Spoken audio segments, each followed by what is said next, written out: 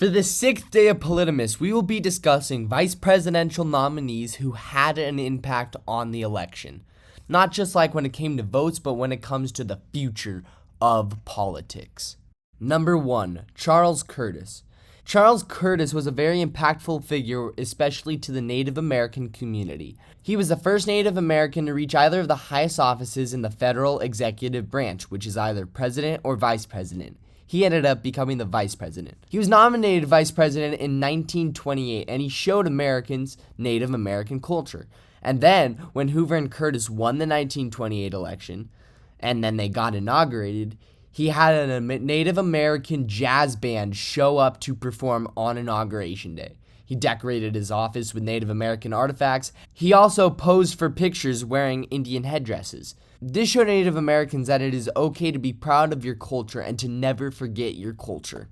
Number 2, Thomas Eagleton. In 1972, George McGovern was picking his VP candidate to serve by his side during the rest of the election. He was considering Alaska Senator Mike Gravel, former Ambassador Sargent Shriver, Boston Mayor Kevin White, Connecticut Senator Abraham Ribicoff, Florida Governor Ruben Askew, Idaho Senator Frank Church, former Massachusetts Governor Endicott Peabody, Massachusetts Senator Ted Kennedy, Minnesota Senator Walter Mondale, Missouri Senator Thomas Eagleton, New Jersey Representative Peter Rodino, former Postmaster General Larry O'Brien, Wisconsin Governor Patrick Lucey, and Wisconsin Senator Gaylord Nelson. This topic of discussion is about Senator Thomas Eagleton, who was McGovern's pick for vice president originally. You see, McGovern didn't do enough vetting on Senator Eagleton. In reality, Eagleton had mental health issues, and he had been hospitalized for depression, and he also received electroshock therapy. When asked about this, McGovern said that he backed Eagleton 1,000%, which is an exact quote from McGovern. However, 18 days later, Eagleton withdrew his nomination. McGovern was scared that this would hurt his bid for presidency, even though in actuality he never really had a shot against the extremely popular president Richard Nixon. McGovern was wrong about it hurting his presidency, though.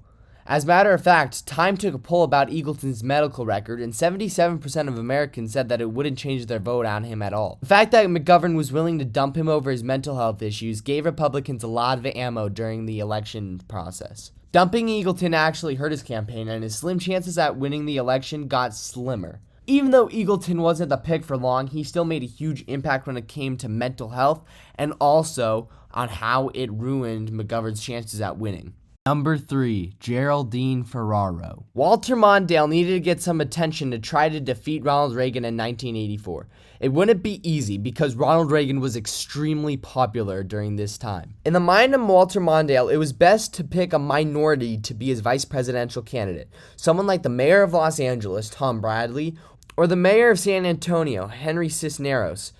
Or pick a woman, someone like mayor of San Francisco, Dianne Feinstein, or Representative GeraldineFerraro.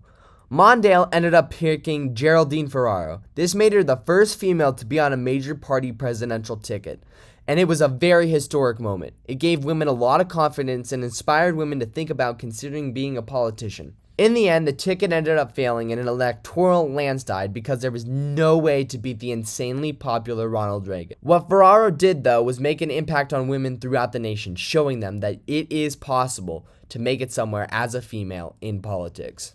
Number 4, Sarah Palin. The same thing happened for John McCain in 2008. It was looking more and more likely that Senator Barack Obama would defeat Senator John McCain come election night. Republicans knew that picking a female would help their campaign and could turn the tides of the election. McCain wanted to pick Joe Lieberman, who was his close friend and the 2000 Democrat vice presidential nominee. But since Lieberman was pro-choice, Republicans vetoed the nomination. John McCain then picked Governor Sarah Palin to be the vice presidential nominee. At the time, she was the youngest and first female governor in the state of Alaska. This pick didn't help McCain's campaign as much. He still lost, but it showed that women being picked as a vice presidential nominee in the future was very likely, and Sarah Palin showed that. Number 5, Kamala Harris.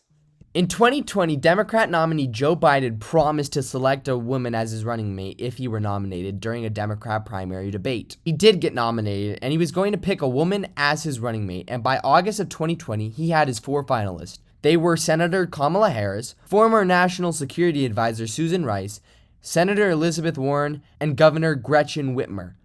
Biden picked Kamala Harris as his nominee. This made her the first woman of color to be picked as a vice presidential nominee. This showed black girls across the country of what they were capable of doing. The Biden campaign used this to their advantage to grab the black vote. It obviously worked since Biden was elected in 2020.